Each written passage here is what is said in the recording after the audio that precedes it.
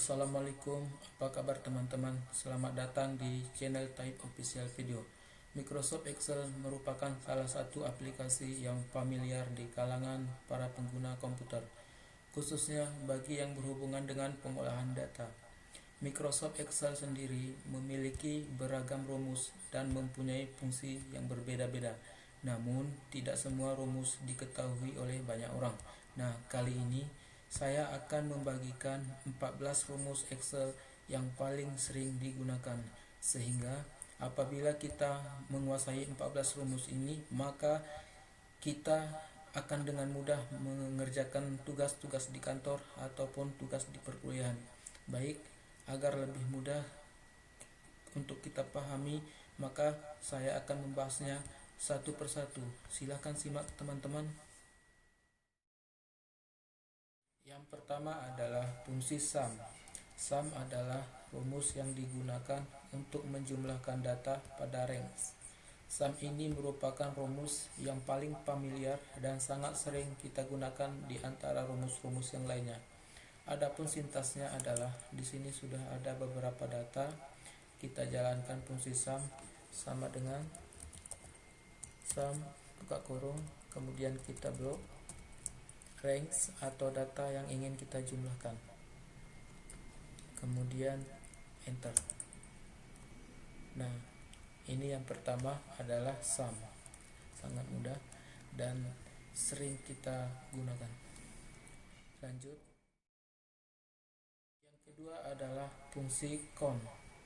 Count digunakan untuk menghitung banyaknya data, mirip dengan sum, cuman bedanya adalah sum untuk menjumlahkan data, sedangkan count adalah untuk menghitung banyaknya data pada suatu rank. Nah, kita bisa mencobanya ya. Di sini sudah ada contoh beberapa data. Ingin kita ketahui ada berapa banyak mahasiswa pada kumpulan data ini. Nah, di sini kita jalankan rumusnya, banyaknya mahasiswa sama dengan count. Kemudian kita blok, terserah mau di mana ingin kita blok. Oke, saya blok di nim saja. Kemudian enter. Nah, di sini sudah kelihatan. Jadi dalam tabel ini terdapat 7 mahasiswa. Oke, itu adalah fungsi count. Selanjutnya, fungsi yang ketiga adalah average. Average digunakan untuk mendapatkan nilai rata-rata dari kumpulan data pada suatu range. Nah, kita mencobanya. Di sini kita mau mencari berapa nilai rata-rata dari mahasiswa ini dengan average. Kemudian kita blok data yang ingin kita cari nilai rata-ratanya, kemudian tekan enter. Nah, seperti ini. Jadi nilai rata-rata di antara daftar nilai ini yaitu 87,714. Ini bisa kita bulatkan yaitu dengan menekan tombol menghilangkan desimal di belakang angka ini. Oh maaf, yang ini. Oke. Jadi rata-rata nilainya yaitu 88. Fungsi keempat yaitu fungsi if. If merupakan fungsi logika pada Excel yang memudahkan kita untuk mengambil suatu pernyataan berdasarkan perbandingan kriteria tertentu. If ini sering kita jumpai pada pengolahan data yang berhubungan dengan perbandingan kondisi pada suatu sel.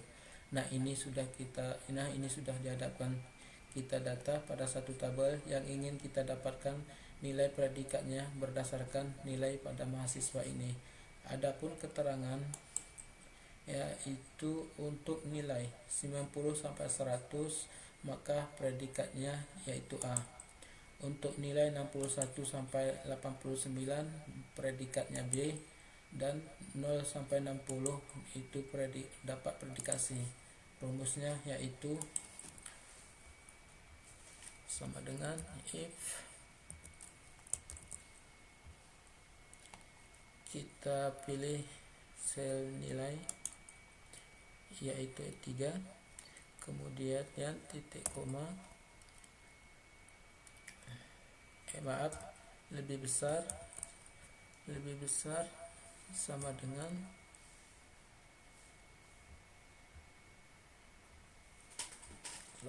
90,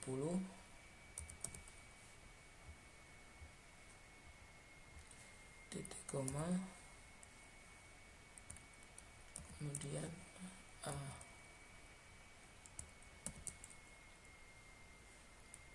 titik koma, F, buka kurung, nilai lebih besar sama dengan 61, maka dapatnya B.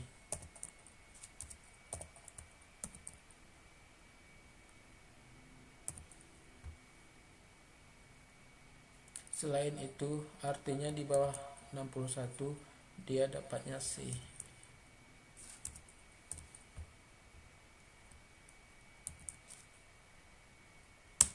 Enter. Yes. Oke, kita copy ke bawah. Nah, seperti ini jadinya. Kita coba tes ya. 90 sampai 100. Kalau seandainya ini kita isi 90 seharusnya A. Nah, betul. Kalau kita isi 89 B. Nah, kalau kita isi 61 itu B. Kalau kita isi 60 baru C. Nah, seperti itu. Itu adalah fungsi if. Selanjutnya, fungsi kelima yaitu sum if. Sum if merupakan turunan dari fungsi sum, di mana sum if digunakan untuk menjumlahkan data berdasarkan kriteria tertentu. Nah, di sini ada contoh tabel yang berisikan data nilai mahasiswa dan juga jenis kelamin.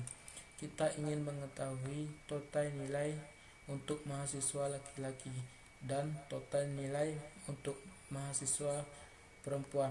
Kita gunakan rumus sum if sama dengan sum if, buka kurung, kemudian di sini keterangannya range ya. Kita blok yang menjadi range kriterianya, yaitu kolom jenis kelamin, kemudian titik koma, kriterianya yaitu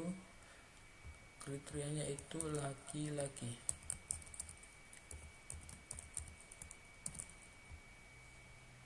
Kemudian titik koma, sum range yang mana ingin kita jumlahkan yaitu pada kolom nilai. Kemudian enter. Nah, jadi total nilai mahasiswa yang berjenis laki-laki itu ada 434. Nah, baik. Untuk total nilai perempuan sama kayak yang tadi, sama dengan sum if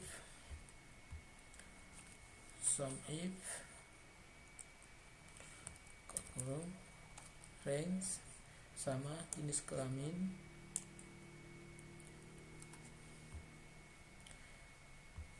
titik koma, perempuan, balas,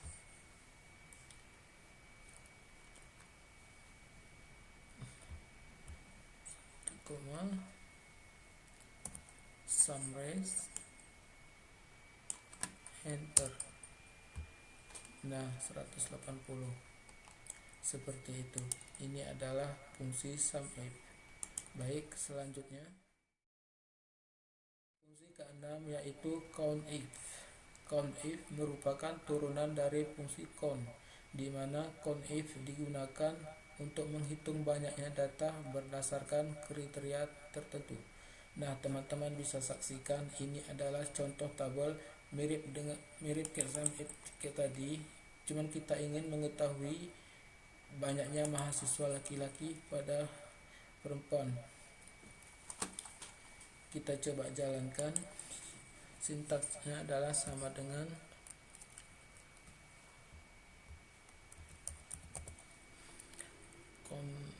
if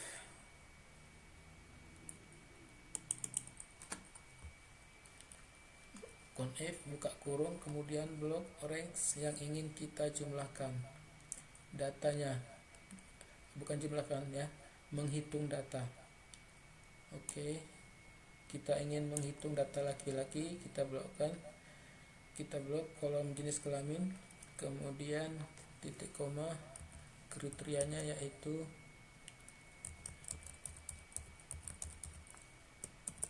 enter. Nah, di sini bisa dilihat sudah muncul ada 5 data mahasiswa yang berjenis kelamin laki-laki. Kita coba hitung 1, 2, 3, 4, 5. Oke, benar.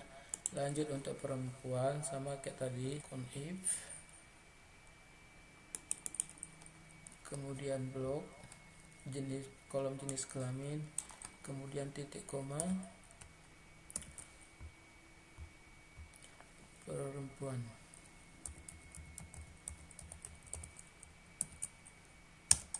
Oke, ada 2. 1, 2. Next. Fungsi ketujuh yaitu proper. Proper merupakan fungsi yang digunakan untuk menjadikan huruf besar di urutan pertama pada string teks dan huruf-huruf lain setelahnya dijadikan menjadi huruf kecil.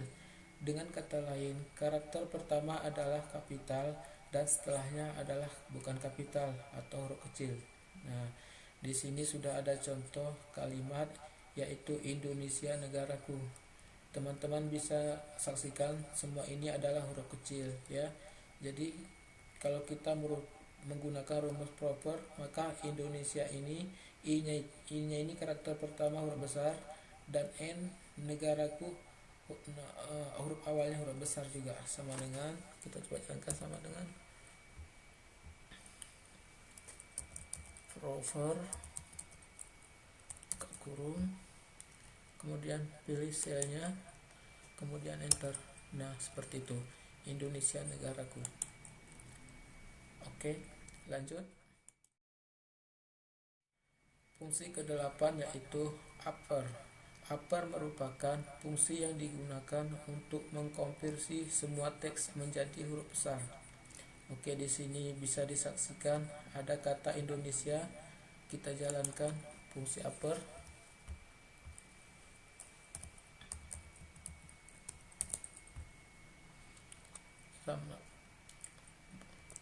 Pilih selnya, enter. Nah, Indonesia ini akan berubah atau terkonversi menjadi huruf besar seperti ini. Baik, lanjut. Fungsi yang ke-9 yaitu lower.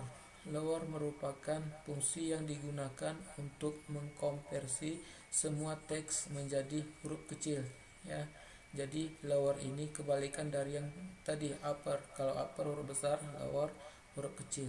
Sama dengan lower, buka kurung, pilih selnya, enter. Nah, jadi huruf kecil yang tadinya di karakter pertamanya besar, setelah dikonversi dengan fungsi lower maka menjadi huruf kecil seperti itu. Fungsi yang ke-10 yaitu left, mid, dan right. Left, mid, right merupakan fungsi teks pada Excel, di mana left berfungsi untuk mengambil beberapa karakter dari suatu sel dimulai dari kiri. Mid berfungsi untuk mengambil beberapa karakter dari dimulai dari tengah. Kalau right mengambil beberapa karakter dari posisi kanan. Jadi saya ingin mengambil 3 karakter pertama dari kata Indonesia ini, kemudian 3 karakter di tengah pada kata Indonesia, dan 3 karakter terakhir pada kata Indonesia. Saya jalankan yang pertama left. Silakan diperhatikan teman-teman. Buka kurung, pilih teksnya, kemudian titik koma. Saya mau mengambil 3 karakter pada sisi kiri, enter. Nah, seperti ini, IND. Kemudian mid sama dengan, ini agak berbeda sedikit, jadi kita pilih dulu mid, kita pilih teksnya, kemudian titik koma, artinya kita mau start atau pada karakter berapa. Jadi kata oni ada pada dimulai karakter keempat, 1, 2, 3, 4. Jadi kita tulis 4, kemudian titik koma, saya mau mengambil 3, berapa banyak karakter yang ingin diambil, saya mengambil 3, enter. Nah seperti ini oni. Right ini mirip dengan left, ini mudah, sama dengan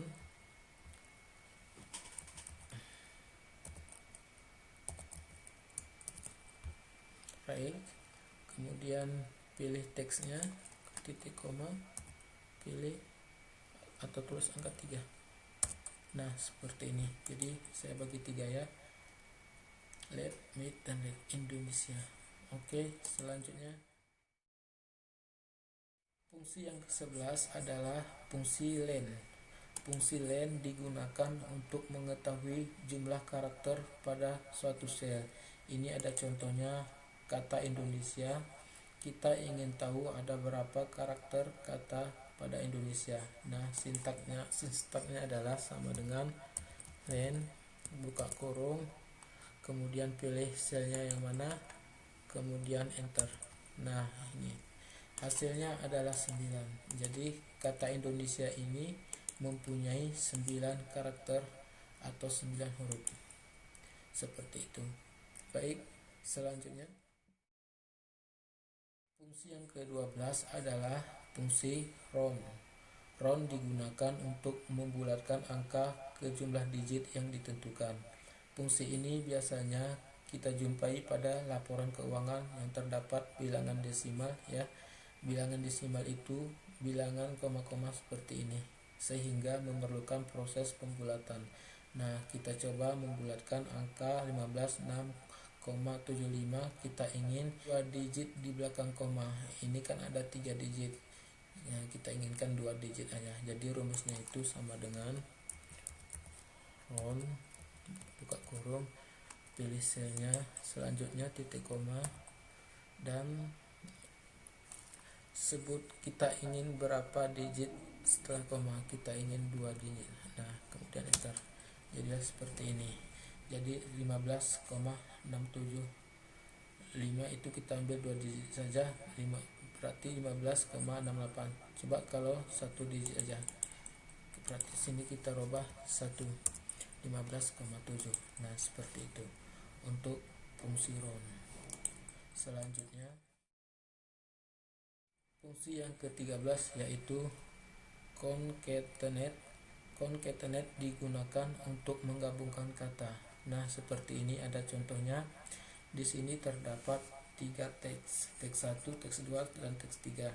Nah, ini kata-kata ini kita ingin gabungkan menjadi satu kalimat. Nah, kita menggunakan rumus concatenate. Rumusnya concatenate sama dengan concatenate sama dengan buka kurung, kita pilih teks yang pertama, selanjutnya titik koma, teks kedua. Jadi ini tidak ada batasnya, sampai berapa teks ya, sampai berapa. Nah kebetulan ini ada 3 teks yang ingin kita gabungkan. Nah seperti ini, baris kurung, kemudian kita enter. Nah hasilnya seperti ini. Jadi dia sudah menggabung menjadi satu kata atau satu kalimat. Nah di sini kita ingin ada pemisah spasi di antara kata-kata ini. Nah kita bisa modify, yaitu dengan memberikan spasi di antaranya. Jadi artinya jarak spasi di antara 2 kata tersebut. Selanjutnya di sini juga. Oke, ini ada spasi. Enter. Nah hasilnya seperti ini. Aku cinta Indonesia. Itu untuk fungsi concatenate. Oke, kita lanjut ke rumus selanjutnya. Fungsi yang ke-14 yang juga merupakan fungsi terakhir yaitu VLOOKUP dan HLOOKUP. VLOOKUP dan HLOOKUP ini sama-sama merupakan fungsi lookup pada sel, atau pada kata lain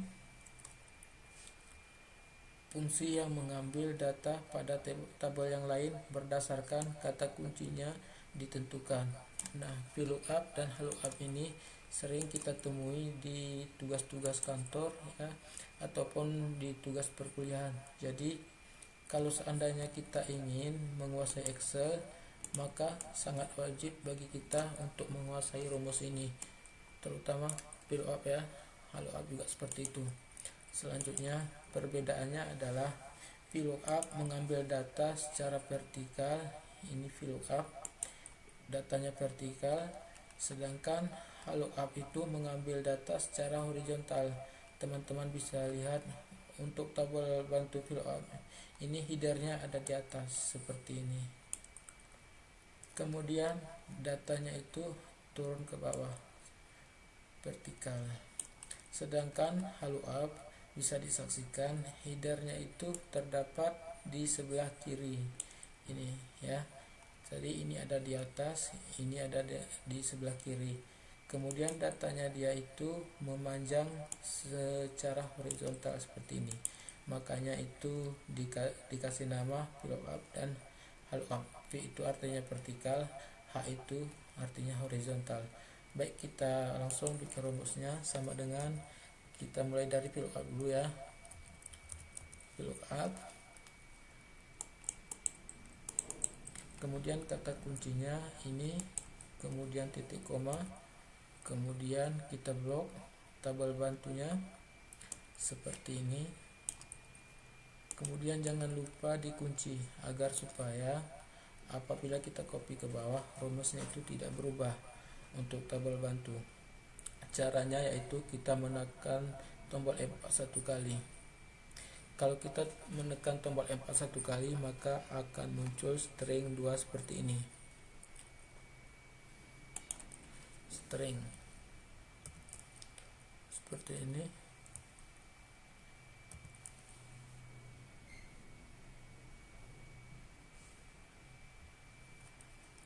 Ya. Kemudian di sini juga kita F4 satu kali, hasilnya seperti ini.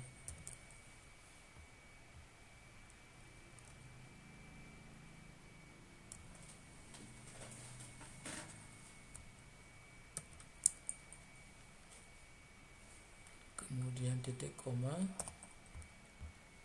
kita sebut dia ada pada kolom berapa. Nah, contoh ini nama barang, kita ingin tampilkan nama barang di tabel bantu. Nama barang itu ada kolom kedua, kolom pertama itu kode, kolom kedua itu nama barang, seperti itu. Jadi kita ketik 2 karena kita ingin kolom kedua yaitu nama barang. Kemudian titik koma 2 false, ditutup dengan false, tutup kurung, kemudian kita enter.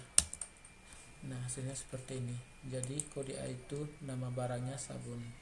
Nah, kalau ini kita rubah jadi B, dia juga berubah yaitu minyak goreng ya. Kita kasih A, sabun. Kemudian selanjutnya yaitu harga, rumusnya sama, jadi kita copy saja, kita paste di sini.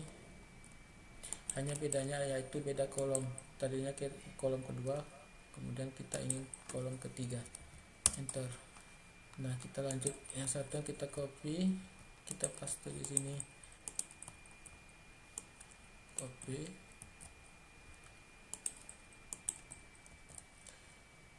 satuan itu kolom keempat. Oke, kemudian sudah jadi, kita blok, kemudian kita copy ke bawah, hasilnya akan seperti ini. Semua akan serba otomatis, jadi kita tidak usah mengetik satu persatu lagi. Nah, seperti itu untuk VLOOKUP. Selanjutnya HLOOKUP, rumusnya sama dengan VLOOKUP, cuman bedanya itu pengambilan data secara horizontal. baik saja, sintaksnya sama dengan lookup, kemudian pilih kolom kunci, titik koma, kemudian kita blok tabel bantunya, kecuali header tidak usah, datanya saja. VLOOKUP tadi juga seperti itu ya, sama seperti tadi, yaitu kita tekan F4 satu kali sehingga dia tidak berubah lagi kolomnya. Setelah kita tekan F4 biasanya ada muncul string seperti ini. Di sini juga F4,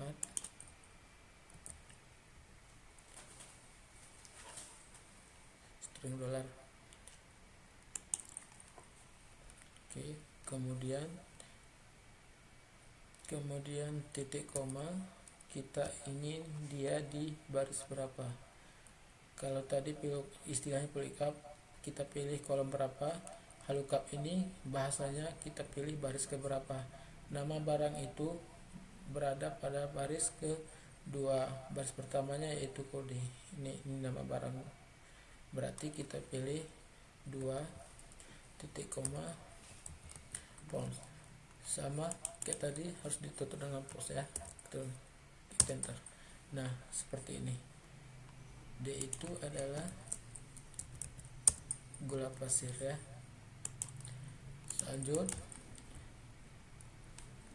Lanjut ke kolom harga, konsepnya sama, kita tinggal copy, kemudian kita paste di sini ya.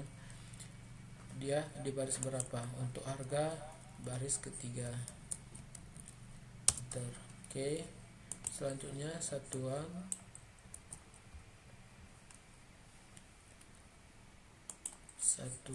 itu baris keempat.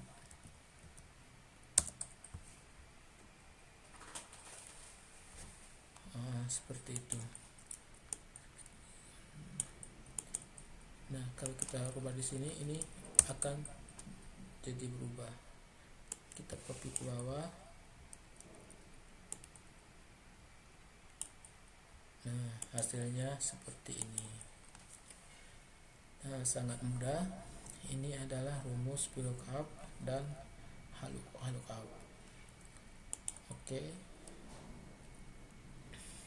baik teman-teman, demikian untuk video kali ini.